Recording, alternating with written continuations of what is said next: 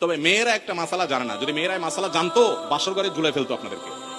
মাসালাটা হলো, যদি কোনো মেয়ে দাবি করে যে মোহর যা ধার্য হয়েছে, আপনি আমার স্বামী, সবই ঠিক আছে, আগে মোহর ফেলেন তারপরে সামনে আগান, এটা যদি কোনো মেয়ে বলতে চায়, ইসলাম তাকে সম্পূর্ণ সেই অধিকার দিয়েছে। শুনেছি মোহর দেওয়া ব্যতীত মেয়েকে স্পর্শ করা হারাম। তাহলে যদি মেয়ের বাবা বা মেয়ের পরিবারের লোক এই পরিমাণ মোহর ধার্য করে যে ছেলের পক্ষে দেওয়া সম্ভব নয়, তাহলে এই অবস্থা ছেলের করণীয়। হ্যাঁ, বুঝছি আমি, প্রশ্ন কমন পায়ে পড়ে গেছে, এই তো। আচ্ছা শুনেন, যারা ঠিক ঠিক করছে এইসব, হয় আবিয়াত্তা পুরুষ, আর না হলে বিয়ে করে বেচারা ফাঁসে গেছে।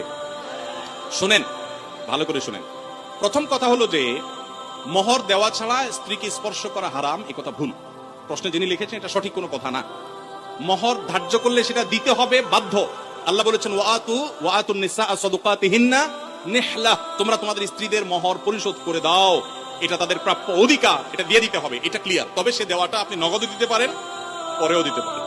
তবে মেয়েরা একটা মাসালা জানে না। যদি মেয়েরা মাসালা জানতো বাসর ঘরে ঝুলে ফেলতো আপনাদেরকে।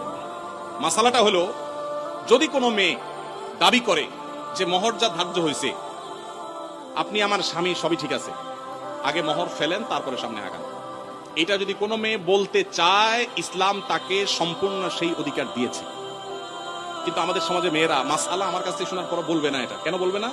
কারণ আমাদের সমাজে পুরুষগুলো এমন রাক্ষসের মতো এবং এমন জালিম, এমন অত্যাচারী, বেশিরভাগ, সবার কথা বলছি না, যে এই কথা যদি মেয়ে বলে বাসর রাতে, ঠিক আছে স্বামী, সবই ঠিক আছে, আপনার সাথে আমার বিয়ে হয়েছে, সব ঠিক আছে, মোহর ধার্য হয়েছে, এটা আমার প্রাপ্য, আল্লাহ কোরআনে বলছেন, অতএব এটা দিয়ে দেন।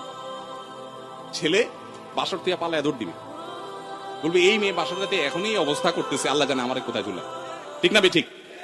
অথচ এটা ঠিক না। সব কথাই তো ঠিক ঠিক বলেন। ওয়াজ মাহফিলের একটা সমস্যা হলো, ঠিক হলেও ঠিক, ঠিক না? ঠিক, এটাও ঠিক।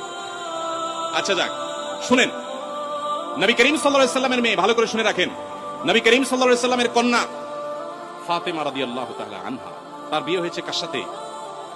আল্লাহু আকবার, আলী রাদিয়াল্লাহু তাআলার মতো ইসলামের খলিফার সাথে তার বিয়ে। ফাতেমা রাদিয়াল্লাহু তাআলা আনহা, তার বাবা নবী করিম সাল্লাল্লাহু আলাইহি সাল্লামকে বলেছেন, বিয়ে হয়েছে আব্বা, ঠিকই আছে, বাট আমার দাবি হলো মোহর যেটা ধার্য হয়েছে সেটা যেন আমাকে আগে পরিশোধ করে দেন। আজ আমাদের সমাজে মেয়েদের সে অধিকার দেই আমরা? এই সমাজের সবচেয়ে বেশি অবিচার আমরা পুরুষরা মেয়েদের প্রতি করে থাকি। বিয়ে করেছেন আর মোহর পরিপূর্ণ পরিশোধ করছেন, এরকম বাপের বেটা যারা, তারা হাত তোলেন।